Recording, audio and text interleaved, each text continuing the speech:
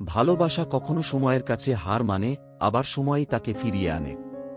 এই গল্পটা সেই দুজনের, যারা ভালোবেসেছিল কিন্তু সময় তাদের আলাদা করে দেয়। আরেকটা চিঠি সবকিছু বদলে দেয়। অয়ন একজন সাধারণ কলেজ স্টুডেন্ট, শান্ত স্বভাবের, বই পড়তে ভালোবাসে, স্বপ্ন দেখে লেখক হওয়ার। মেহরিন চঞ্চল, প্রাণবন্ত, ছবি আঁকে আর সবার মন জয় করে নেয় হাসিতে। তাদের দেখা হয়েছিল কলকাতার একটি কলেজে। প্রথম দিনেই অয়নের চোখে পড়ে মেহরিন। সে জানে না কেন, মেয়েটার মধ্যে কিছু একটা আছে যা বাকিদের থেকে আলাদা। একদিন কলেজের লাইব্রেরিতে দুজনের প্রথম কথা। মেহরিন, এই বইটা তুমি পড়ছ? অয়ন হাত থেকে বইটা সরিয়ে, হ্যাঁ, রবীন্দ্রনাথের গল্প তুমি পড়েছ। মেহরিন, রবীন্দ্রনাথ আমার প্রাণ। তাদের বন্ধুত্ব গড়ে ওঠে বই, গান আর চায়ের কাপে চুমুক দিতে দিতে। দিন যায়, ঋতু বদলায়।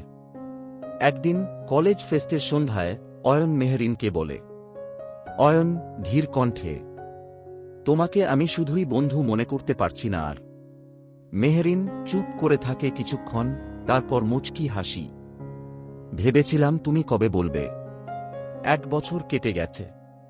হঠাৎ একদিন অয়ন দেখে মেহরিন অন্য একজন ছেলের সাথে ক্যাফেতে। কিছু না জেনেই ভুল বুঝে নেয়। মেহরিন বারবার বোঝাতে চায়, কিন্তু অয়ন দূরে সরে যায়। মেহরিন চোখে জল, তুমি বিশ্বাস করো না অয়ন, আমি শুধু তোমাকেই ভালোবাসি। অয়ন ঠান্ডা স্বরে, বিশ্বাস হারিয়ে গেলে ভালোবাসা কোথাও থাকে না। দুজন দুই দিকে চলে যায়। অয়ন শহর ছেড়ে চলে যায়, লেখালেখিতে মন দেয়। 3 বছর পর মেহরিন একটি চিঠি পায়, শেষ চিঠি নামে। মেহরিন, আজও যখন বাতাসে তোমার গলার আওয়াজ শুনি, মনে হয় সব ছিল একটা স্বপ্ন। আমার অহংকার আমাদের আলাদা করেছে। যদি কখনো আবার দেখা হয় তবে শুধুই বন্ধু নয়, জীবনের সঙ্গী হতে চাই। অয়ন মেহরিন সেই চিঠি পড়ে কান্নায় ভেঙে পড়ে। সে ঠিক করে অয়নকে খুঁজে বের করবে। কলকাতার বইমেলায় একদিন অয়ন তার স্টলে বই বিক্রি করছে। মেহরিন চুপি চুপি সামনে গিয়ে দাঁড়ায়। মেহরিন চোখে জল, এই বইটা কি প্রেমের কথা বলে? অয়ন চোখ তুলে তাকিয়ে থমকে যায়, তোমাকে খুঁজেই তো লিখেছি সবটা। তারা একে অপরকে জড়িয়ে ধরে।